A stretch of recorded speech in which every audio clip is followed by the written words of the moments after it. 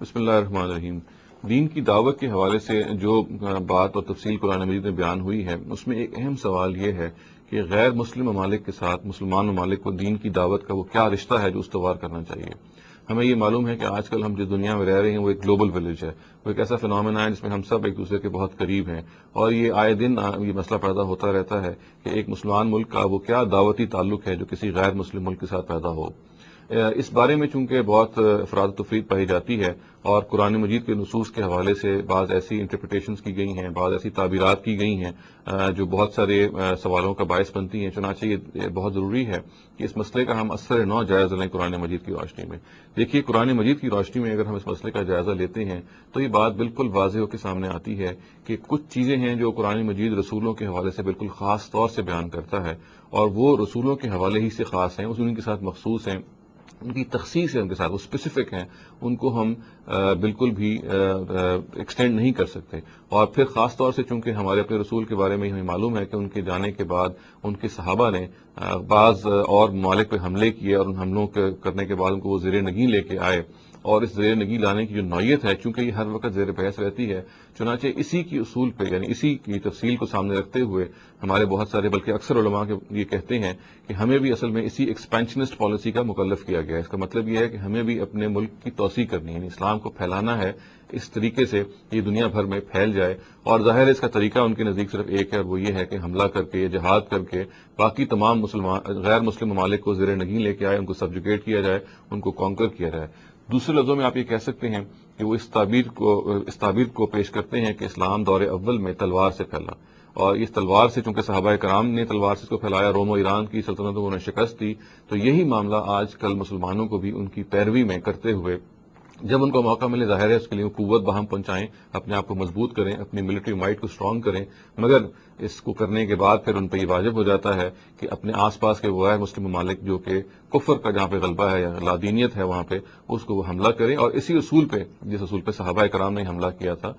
یہ عام مسلمان جو ممالک ہیں یہ اس کو فالو کرتے ہوئے یہ کام کریں۔ یہ وہ چیز ہے کہ جس کو ہمیں تفصیل سے سمجھ لینا چاہیے، اور قرآن مجید کی روشنی سے یہ معلوم ہوتا ہے کہ دیکھیے صحابہ کرام نے جو معاملہ کیا یہ کوئی انڈیپینڈنٹ معاملہ نہیں تھا۔ ایسا نہیں ہے کہ انہوں نے کوئی تلوار سے اسلام پھیلایا۔ جو یہ پوری کی پوری تعبیر ہے، اس کو ہمیں اگر اثر نو قرآن مجید سمجھنا چاہیے، اور اس کے نتیجے میں جو بات سامنے آتی ہے وہ یہ ہے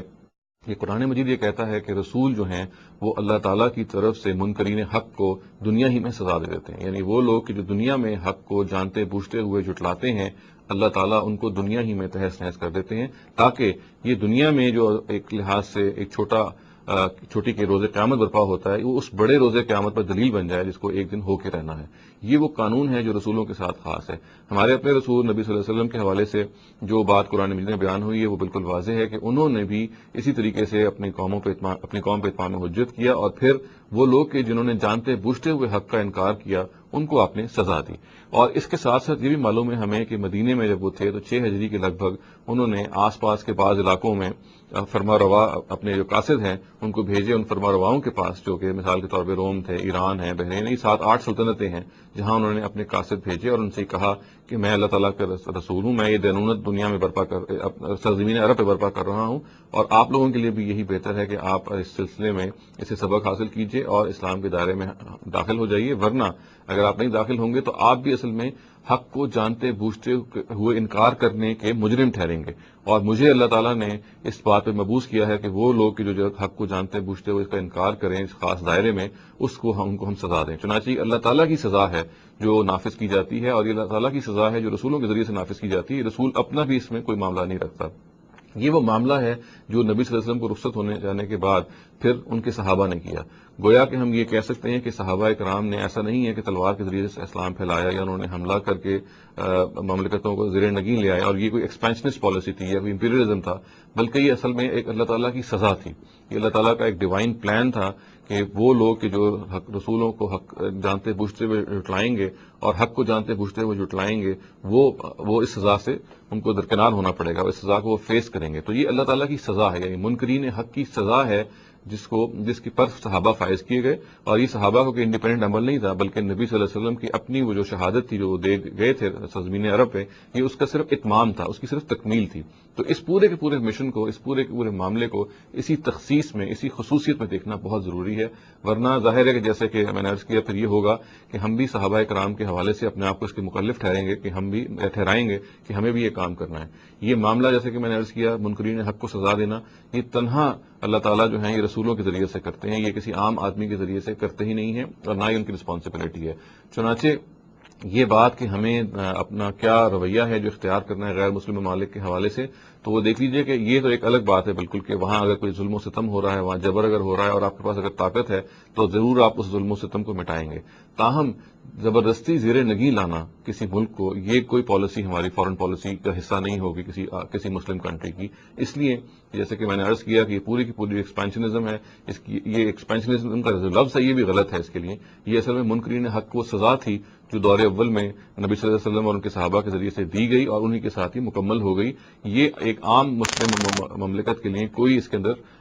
آپ کہہ لیجئے کہ رہنمائی نہیں ہے، بلکہ اللہ تعالیٰ کا یہ وہ بنیادی قانون تھا جو روبہ عمل ہوا اور پھر اس کے ساتھ ہی ختم ہو گیا، اور اس کو روبہ عمل ہونے کی جیسا کہ میں نے عرض کیا یہ حکمت تھی کہ یہ بار بار یاد دہانی کی جائے، اور یہ چونکہ جو منصوبہ ہے یہ ہر رسول کی زندگی میں روبہ عمل ہوا ہے، تو ان رسولوں کی زندگی سے جو یہ منصوبہ روبہ عمل ہوا ہے اس کے بارے میں جو مقصد تھا وہ یہ تھا کہ آخرت کی جو یاد دہانی ہے وہ ہوتی رہے، اور آخرت کے حوالے سے لوگ متنبہ رہیں کہ ہمیں اللہ تعالیٰ کے آگے جواب دہ ہونا ہے۔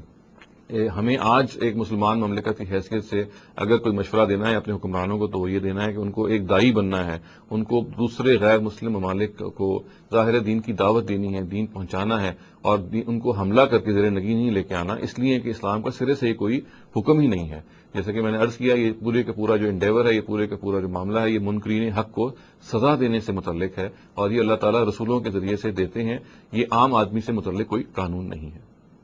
اقول قولی ھذا واستغفر اللہ لی ولکم ولسائر المسلمین والمسلمات۔